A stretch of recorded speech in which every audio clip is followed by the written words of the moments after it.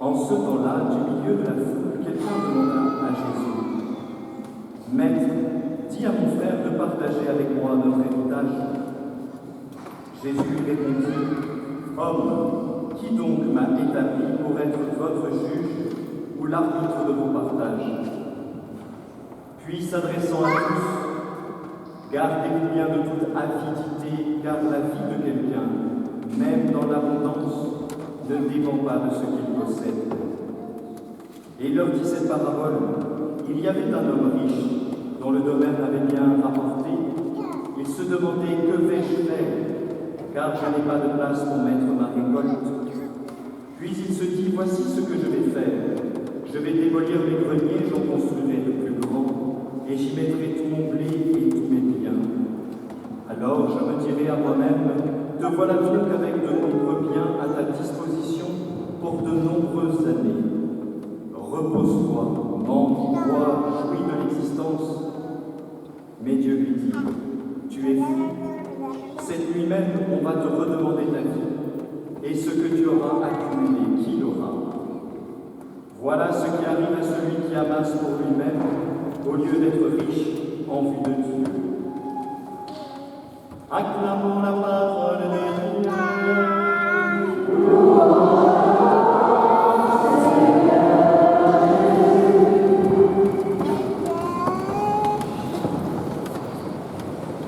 La messe de ce matin est célébrée pour Maria Danus, pour Ravi et Lourdes en remerciement et pour une action de grâce, et pour tous les habitants du canton de Fayence.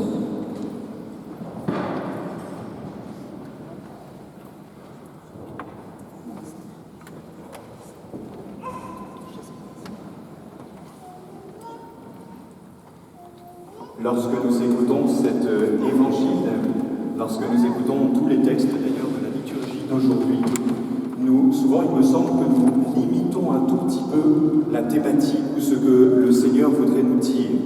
Souvent on entend tous ces textes en disant: en gros, aujourd'hui il est question d'argent, de notre argent et de notre manière de le gérer.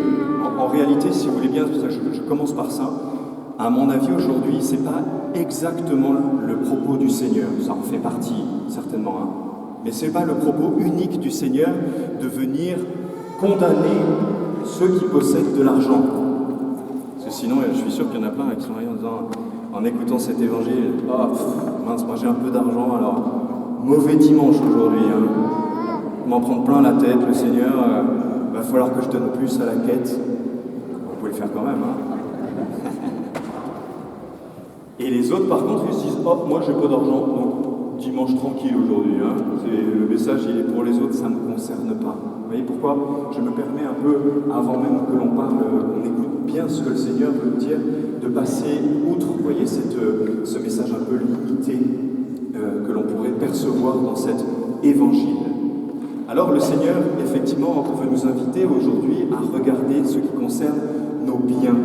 C'est intéressant d'ailleurs parce que je pense que beaucoup d'entre vous sont en vacances, ou ont pris des vacances, ou vont prendre des vacances. C'est un peu ce temps-là, familial, de vacances, de pause, de repos. Et justement, je trouve que c'est important, et je trouve ça beau que le Seigneur, dans ce temps-là, puisse nous faire réfléchir sur les choses qui sont essentielles dans notre vie, et là, particulièrement, il y en a plusieurs qui sont essentielles, mais là, particulièrement, cette gestion de ce que l'on a, et comment est-ce que, en effet, on en vit. Vous avez entendu, dans cet évangile, un homme vient voir Jésus et lui dit: Seigneur, dis à mon frère de partager notre héritage. Ça, c'est des questions compliquées, ça, les héritages. D'ailleurs, je ne sais pas si vous avez remarqué, il marche mon micro? Oui, de temps en temps. Un coup sur deux. Je ne sais pas si vous avez remarqué, mais Jésus ne rentre pas d'ailleurs du tout dans cette question-là. Il ne dit pas: oui, c'est vrai, il a raison, pourquoi il ne partage pas à ton frère?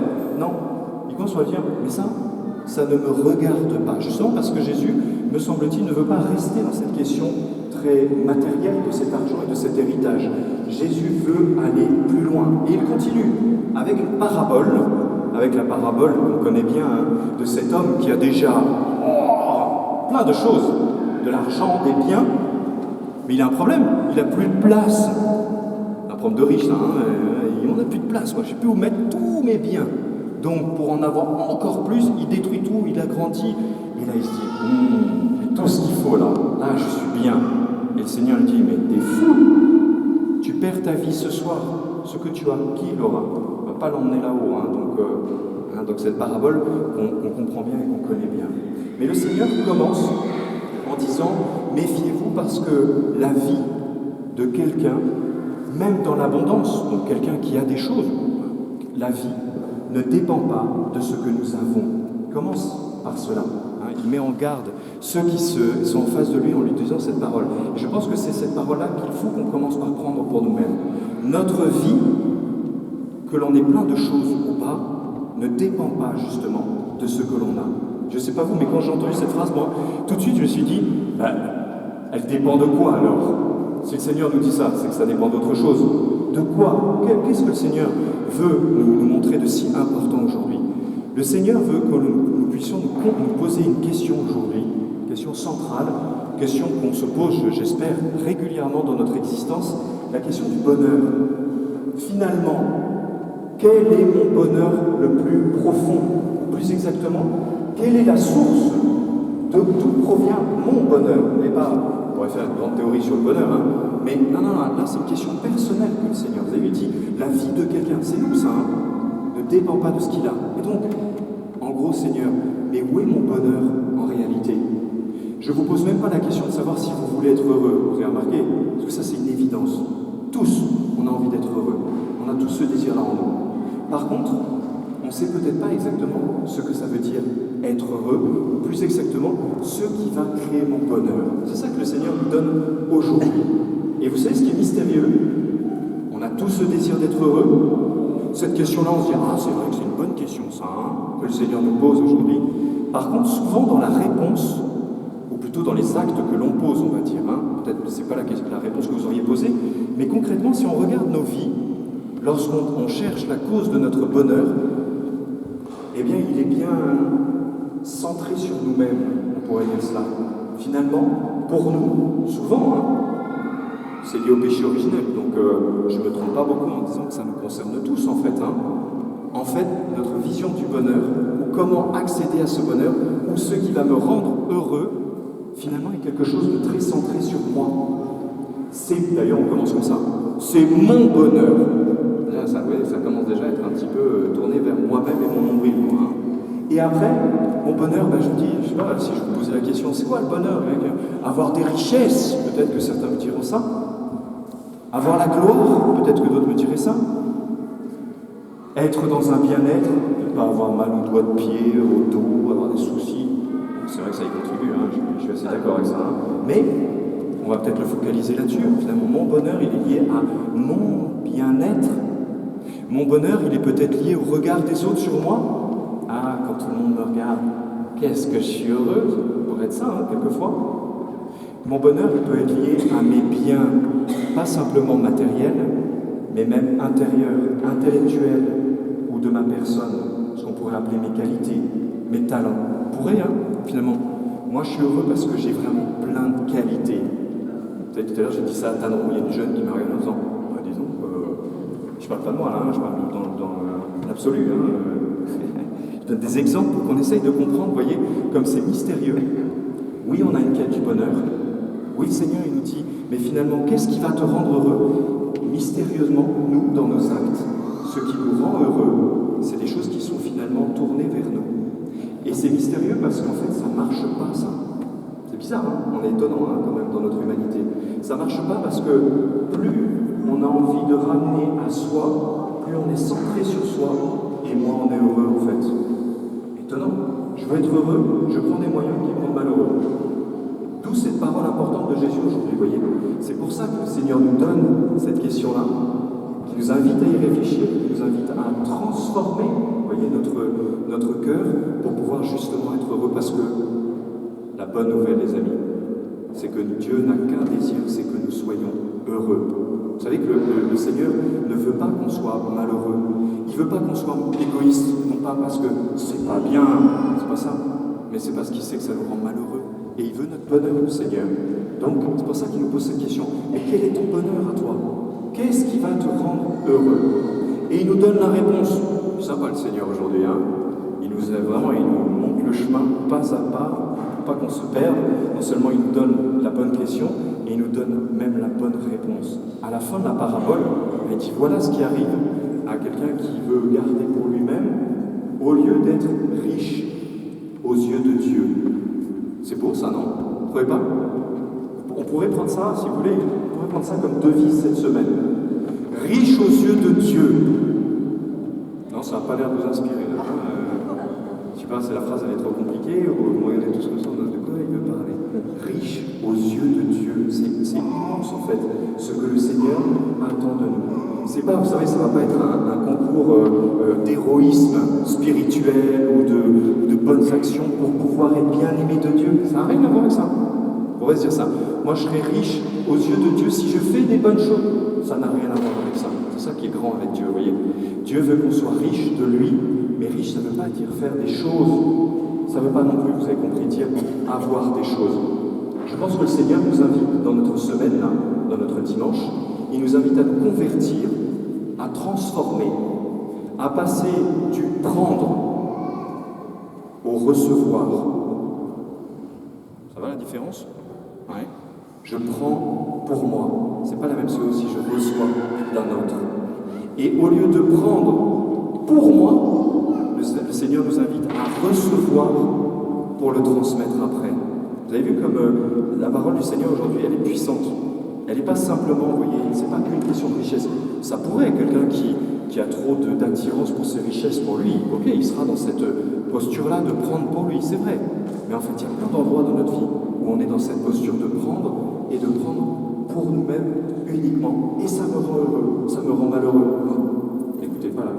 Ça me rend malheureux de prendre pour moi-même. Donc, recevons. C'est immense, vous savez les amis, vous savez quoi? On peut tout recevoir de Dieu. On peut même aller plus loin. On reçoit tout de Dieu en réalité. Tout ce qu'on a, on le doit à Dieu. C'est grand quand on se dit ça. Vous imaginez si on changeait notre semaine, au lieu de dire, je sais pas moi, dans les actes qu'on va poser, tu vois, il y a des familles ici qui sont réunies, et c'est beau d'être réunis en famille pendant les vacances. Peut-être qu'il y en a des parents qui se disent, c'est ma famille, hein. Vous avez vu ce que j'ai fait quand même? 1, 2, 3, 4, 5, 6, 7, 8, 000. C'est moi, puis ils sont beaux, ils sont pas. Je pourrais.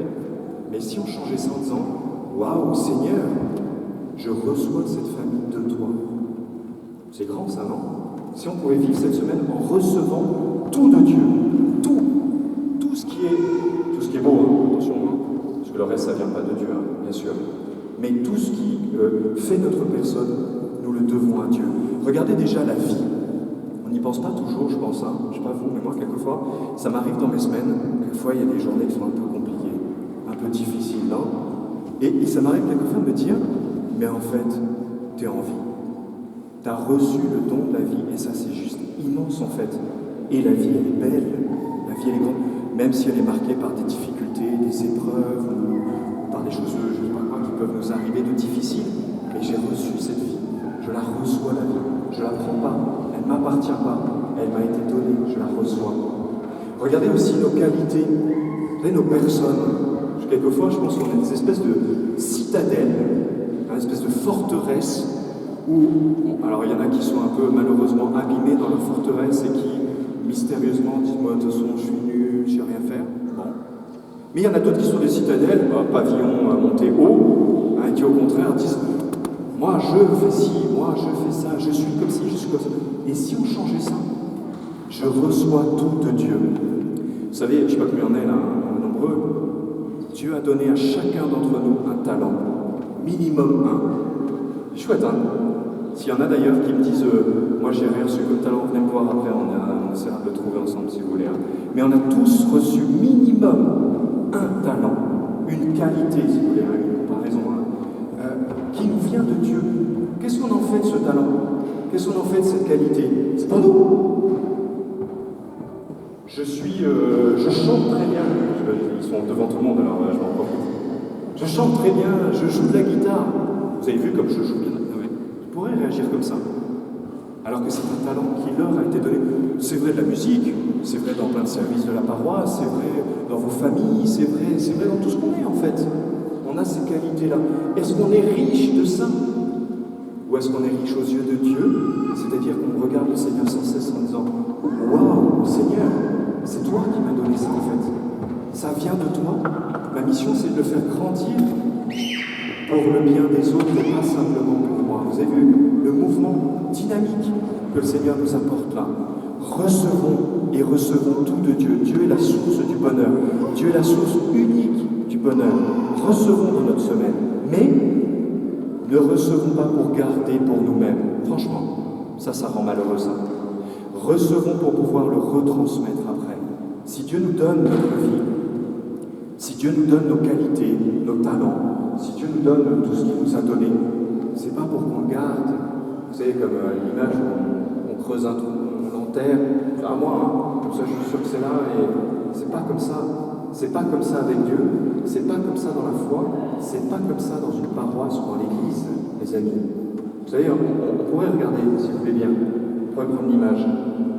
On est à la messe, hein. Bon, pour ceux qui sont pas au courant, on est à la messe. Hein. Jésus est présent. Jésus va venir. On va le recevoir. Ça va ça? Et qu'est-ce qu'on va le recevoir? Pour quoi faire en fait? On va le recevoir pour nous. Mais non, on le reçoit tous ensemble pour pouvoir le retransmettre.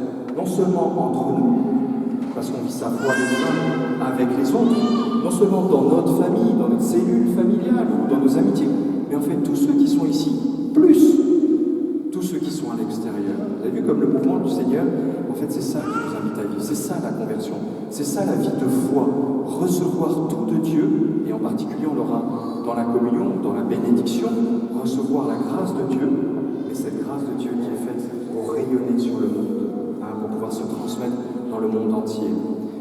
Remercions le Seigneur pour cette parole, remercions le Seigneur qui nous invite justement à nous convertir. Gardons, si vous voulez bien, dans notre dimanche, dans toute notre semaine, cette devise. Vous pouvez l'écrire sur votre front si vous voulez, ou sur le front de votre enfant, comme ça vous le verrez mieux, mais vous n'avez pas toujours un miroir en face de vous. Mais de dire riche aux yeux de Dieu. Amen.